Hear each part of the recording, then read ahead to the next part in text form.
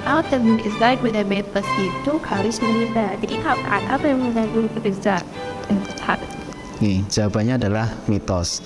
Jadi pasien diabetes itu hampir bisa dikatakan seperti orang normal pada umumnya. Namun konsumsi hariannya dia harus melakukan 3C. Yang pertama dia harus mengatur jenisnya. Yang kedua dia harus mengatur jumlahnya. Yang ketiga adalah mengatur jadwalnya. Jadi dalam hal ini pasien diabetes selain bisa mengkonsumsi sebagaimana orang normal makan tanpa penyakit diabetes, tapi dia juga tetap mengatur porsi makan yang dia makan sehingga tidak berpotensi menaikkan gula darah terlalu tinggi pada dirinya. Sehingga kesimpulannya pasien diabetes boleh, namun tetap harus memperhatikan 3C, jumlahnya, jenisnya, dan jadwalnya. Seperti itu. Dan selanjutnya diabetes hanya diderita oleh orang yang sudah lanjut usia. Itu mitos. Jadi sebuah penelitian yang dilakukan oleh CDC USA atau Center of Disease Control dari Amerika Serikat dilakukan survei pada tahun 2018. Pasien dewasa usia 44 sampai 64 tahun juga mengalami diabetes. Namun di sini ketika dibandingkan di usia 65 tahun ke atas memang tingkat insidensinya lebih tinggi pada usia 65 tahun ke atas, yakni pada usia 44 hingga 64 tahun itu sekitar 3,1 per 1000 penduduk, sedangkan di atas 64 tahun itu sekitar 10,1 per 1000 penduduk.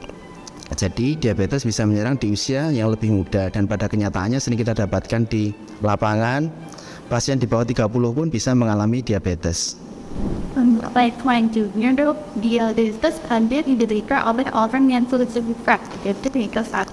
Itu mitos. Jadi kegemukan merupakan faktor risiko untuk terjadinya diabetes. Namun tidak semua pasien orang yang terdiagnosis diabetes itu harus gemuk. Pada sebuah penelitian, orang Asia cenderung mengalami diabetes pada indeks massa tubuh yang normal atau sedikit overweight. Nah, kenapa? Nah, pada orang Asia lebih cenderung mengalami penumpukan lemak perut. Itu juga merupakan faktor risiko lain dari diabetes. Sehingga kegemukan tidak selalu menjadi patokan. Jadi orang kurus pun dengan penumpukan lemak di perut berisiko terjadinya diabetes.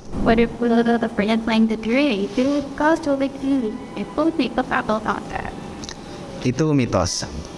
Jadi pada pasien diabetes yang terkontrol akan mengalami tingkat penyembuhan luka sebagaimana orang normal. Oleh karena itu, pasien-pasien diabetes sebaiknya mengontrol gulanya, mengontrol tensinya, mengontrol kolesterolnya, sehingga tidak timbul komplikasi ke depannya, dan jika mengalami luka lebih cepat mengalami kesembuhan.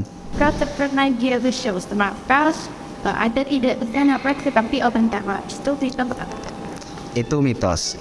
Jadi orang diabetes itu mengalami gangguan pengaturan gula di dalam darah dikarenakan kerja pankreas yang menurun. Sehingga kita harus mengatur seperti yang saya sampaikan tadi 3C.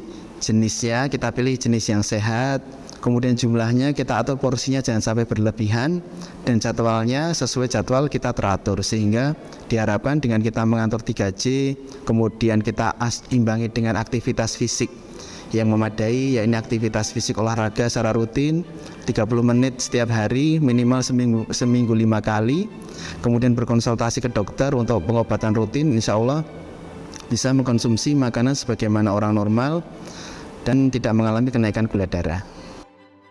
PKU Muhammadiyah Wonosobo, keramahan sebenarnya.